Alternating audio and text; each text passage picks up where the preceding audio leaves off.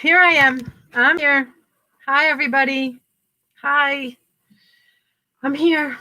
How are you? I'm late. A few minutes late. Not terribly late.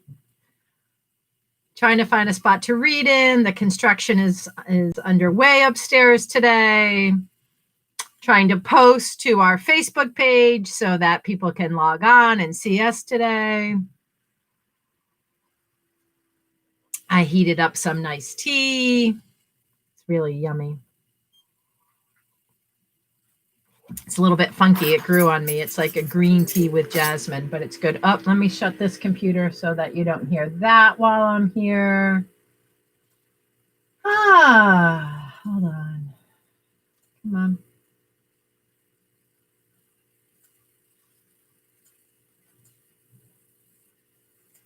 Okay, there we go. Hi, Dad. How are you, Dad? Let's see. So my dad wants to know. Let's see. What does my dad want to know? It's rainy here, very rainy day. We were going to have our winter market today. It is postponed until tomorrow. We're going to have lots of great vendors out there tomorrow. And it's supposed to be a great day on Block Island, warm and no rain. So our winter market will happen tomorrow, postponed from today. I'm working on an update here. Let's see if I can tell you some of the vendors. I'm working on our list here. So let's see. We have coming Rosemary Kennelly, Julia Gasner with Jules Jewelry. Lars Trotson is coming with books. Steve McQueenie's Gift of the Glaciers will be here. Leslie Hartnett's Eat the Painting. I'm bringing down some vintage clothes. Carrie Johnson Designs. My best girlfriend's Apocalypso 2 t-shirts and sweatshirts will be here. Erica Tonner Knits. Renee Meyer Baby Knits. Hope Russo Creations. Island Free Library shirts and bags. That's a good gift for you. Huh, Dad? Island Free Library sweatshirt. I'll have to think about that. And our friend Martin is going to come and DJ some shopping tunes and some caroling. So I wish you were here, Dad. It's going to be a fun day.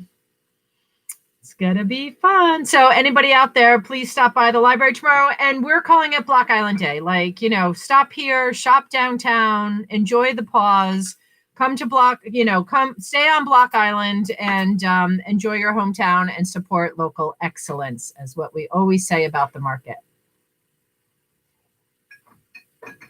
So my dad says, ugh on the weather, Dad. Uggy weather.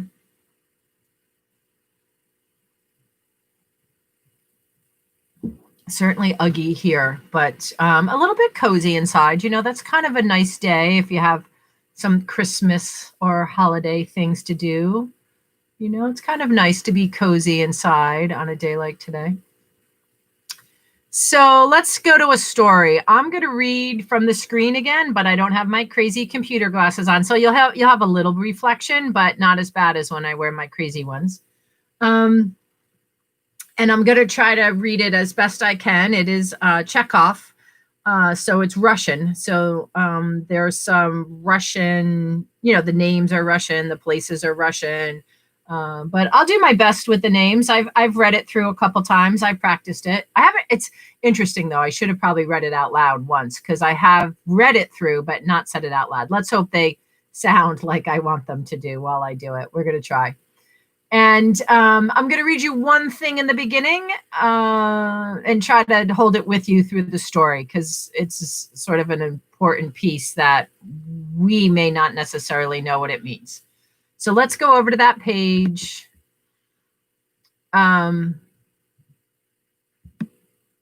This is At Christmas Time by Anton Chekhov.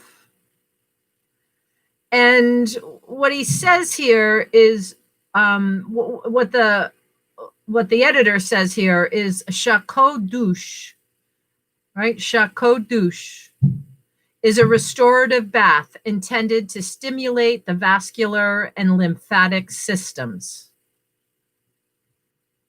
Okay, so the chateau douche is a restorative bath intended to stimulate the vascular and lymphatic symptoms.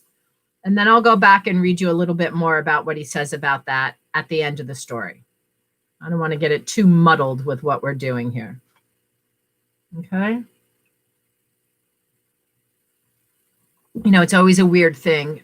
This is a weird, is it weird? I don't know if it's weird. I'm back on the screen where I can see you. So, this idea that we have this one-way conversation almost daily, has its challenges, right? My father writes to me a little. I answer his questions. He's telling me it's rainy there too. Not snow. So now I'm going to ask him a question. Not snow, Dad? Right. But then when I go to those pages to read, then it gets really wonky because then I'm talking to you and I can't see what you're writing and I can't see myself and I don't even know if I'm there for you. That gets really wonky, but we're going to do it. Oh, wait, one second. Let me turn off this computer speakers. Okay. We should be ready to go here. I'm going to go over to that page. Dad, if you answer my question about snow, I'm not going to see it. I'm not there right now. Here I am. I'm over here. Okay. This is At Christmas Time by Chekhov.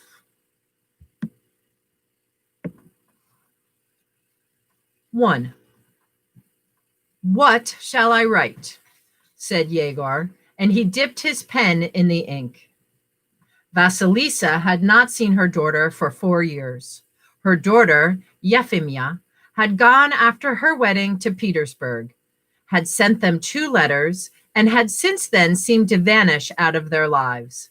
There had been no sight nor sound of her, and whether the old woman were milking her cow at dawn, or heating her stove, or dozing at night, she was always thinking of one and the same thing. What was happening to Yefimya? Whether she were alive out yonder, she ought to have sent a letter, but the old father could not write, and there was no one to write. But now Christmas had come, and Vasilisa could not bear it any longer, and went to the tavern to Yegor, the brother of the innkeeper's wife, who sat in the tavern doing nothing ever since he came back from the army. People said that he could write letters very well if he were properly paid. Vasilisa talked to the cook at the tavern, then to the mistress of the house, then to Yegor himself. They agreed upon 15 kopecks. And now it happened on the second day of the holidays in the tavern kitchen. Yegor was sitting at the table, holding the pen in his hand. Vasilisa was standing before him, pondering with an expression of anxiety and woe on her face. Piotr, her husband, a very thin old man with a brownish bald spot patch, had come with her. He stood looking straight before him like a blind man. On the stove, a piece of pork was being braised in a saucepan. It was spurting and hissing and seemed to be actually saying, "Flu, flu, flu, flu, flu." It was stifling. "What am I to write?" Yegor asked again. "What?" asked Vasilisa, looking at him angrily and suspiciously. "Don't worry me. You are not writing for nothing. No fear. You'll be paid for it. Come, write. To our dear son-in-law, Andrei Hersonvich, and to our only beloved daughter, Yefimya Petrovna. With our love, we send a low bow and our paternal blessing abiding forever." Written. Fire away. "And we wish them a happy Christmas. We are alive and well, and I wish you the same. Please the Lord, the heavenly King." Vasilisa pondered and exchanged glances with the old man. "And I wish you the same. Please the Lord, the heavenly King," she repeated, beginning to cry. She could say nothing more, and yet before, when she lay awake thinking at night, it had seemed to her that she could not get all she had to say into a dozen letters. Since the time when her daughter had gone away with her husband, much water had flowed into the sea. The old people had lived feeling bereaved and sighed heavily at night as though they had buried their daughter. And how many events had occurred in the village since then? How many marriages and deaths? How long the winters had been? How long the nights? "It's hot," said Yegor, unbuttoning his waistcoat. It must be 70 degrees. What more? He asked. The old people were silent. What does your son-in-law do in Petersburg? Asked Yegor. He was a soldier, my good friend, the old man answered in a weak voice. He left the service at the same time as you did. He was a soldier, and now, to be sure, he is at Petersburg, at a hydropathic establishment. The doctor treats the sick with water. So he, to be sure, is house porter at the doctor's. Here, it is written down, said the old woman, taking a letter out of her pocket. We got it from Yefimya, goodness knows when. Maybe they are no longer in this world. Yegor thought a little and began writing rapidly. At the present time, he wrote, since your destiny through your own doing allotted you to the military career, we counsel you to look into the code of disciplinary offenses and fundamental laws of the War Office. And you will see in that law the civilization of the officials of the War Office. He wrote and kept reading aloud what was written, while Vasilisa considered what she ought to write. How great had been their want the year before, how their corn had not lasted even till Christmas, how they had to sell their cow. She ought to ask for money, ought to write that the old father was often ailing and would soon no doubt give up his soul to God. But how to express this in words? What must be said first and what afterwards? Take note, Yegor went on writing. In Volume 5 of the Army Regulations, soldier is a common noun and a proper one. A soldier of the first rank is called a general, and of the last, a private.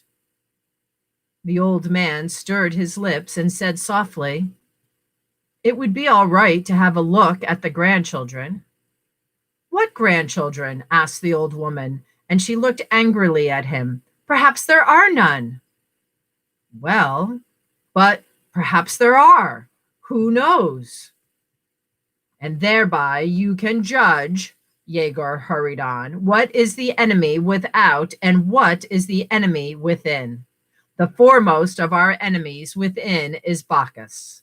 The pen squeaked, executing upon the paper flourishes like fish hooks.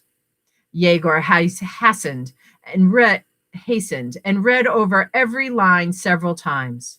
He sat on a stool, sprawling his broad feet under the table, well-fed, bursting with health, with a coarse animal face and a red bull neck.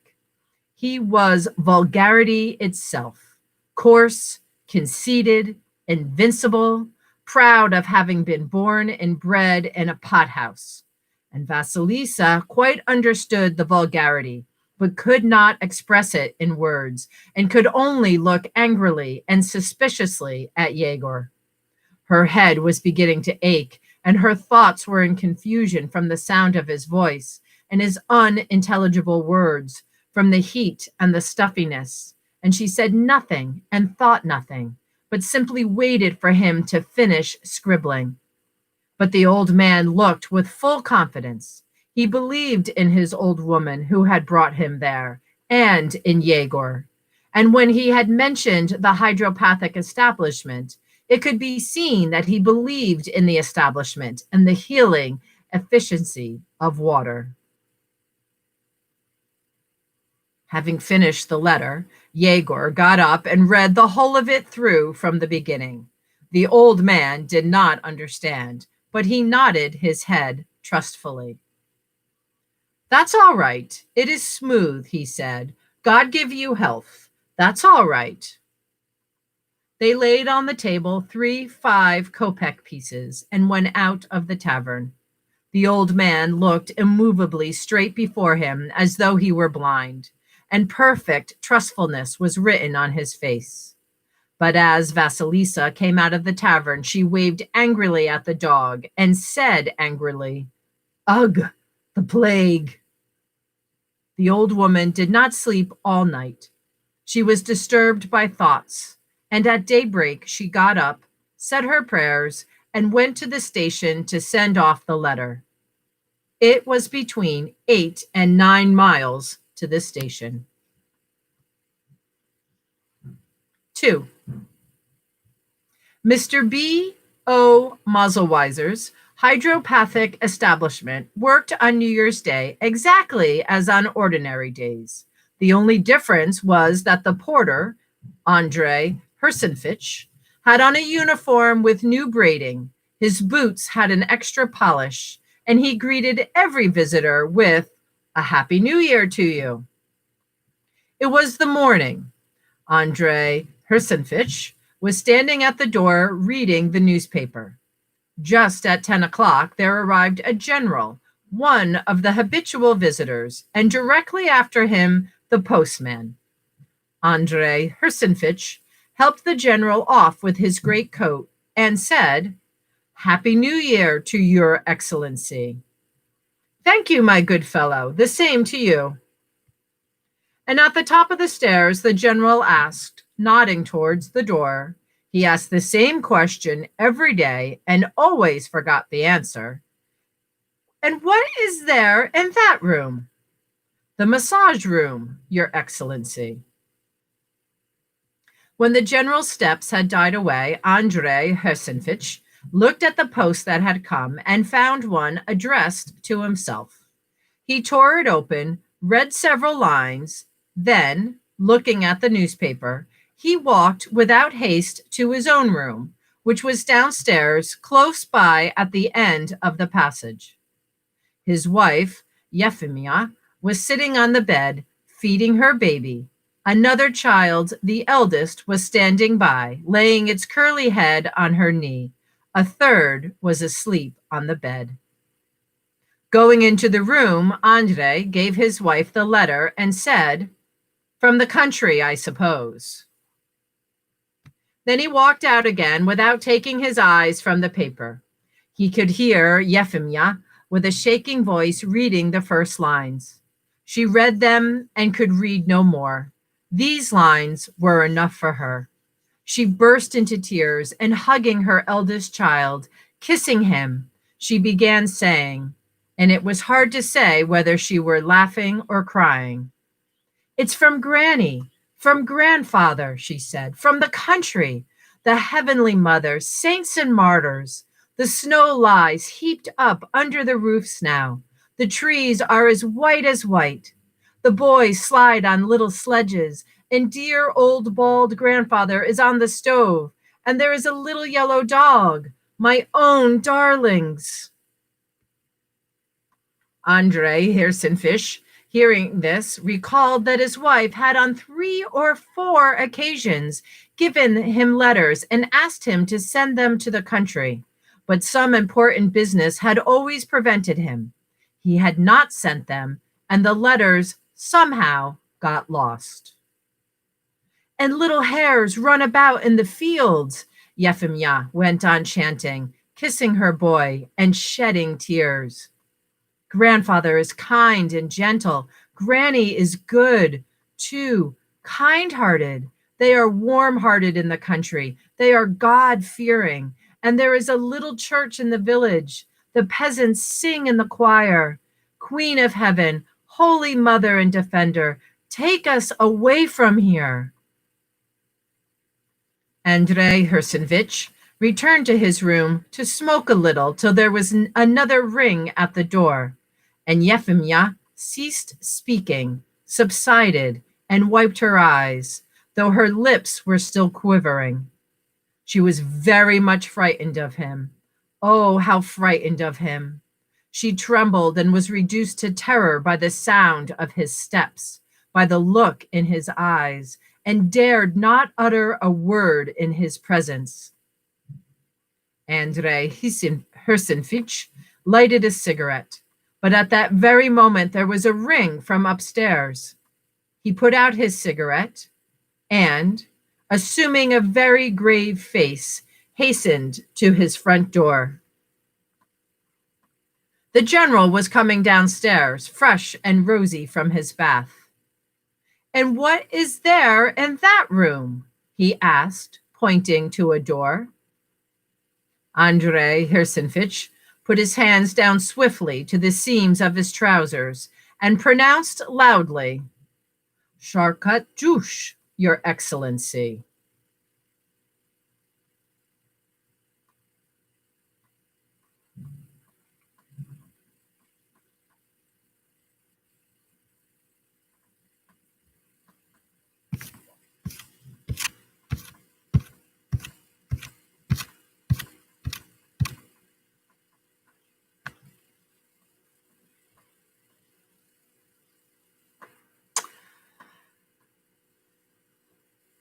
Anton Chekhov at Christmas time today on Frankenstein Tea. I know my dad's going to send me a couple of dozen question marks. What was that? I don't know, Dad. I don't know what that was. I'm going to read you this though. Let me read you this. Anton Chekhov's story at Christmas time, 1900, is about a married daughter estranged from her illiterate parents in the country. All the time, her letters from St. Petersburg were never mailed by her husband. Finally, at Christmas time, the mother pays a man in their village to write a stilted message, more his words than hers, which reaches their daughter. Chekhov employs an interesting double meaning for the last line in the story. Shakot douche, which is a restorative bath intended to stimulate the vascular and lymphatic systems, also represents the prospect of healing the heartsick daughter with an imminent reunion.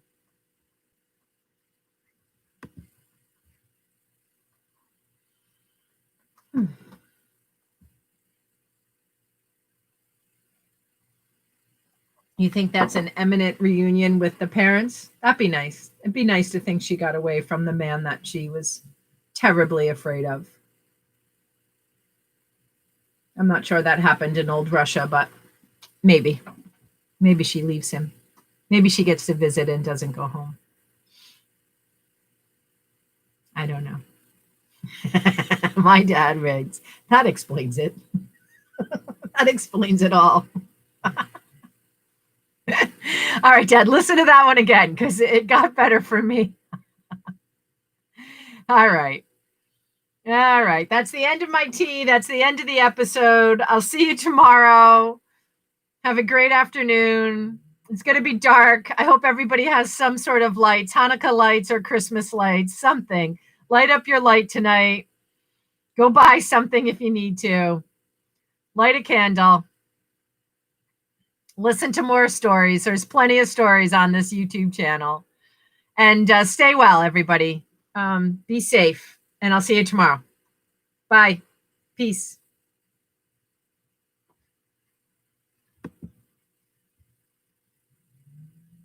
Oh, wait, not yet. I'm not going to go off. Dad thought that was a good one. I did too. It's why I read it. Okay, Dad, I'm glad. Okay, bye. Love you.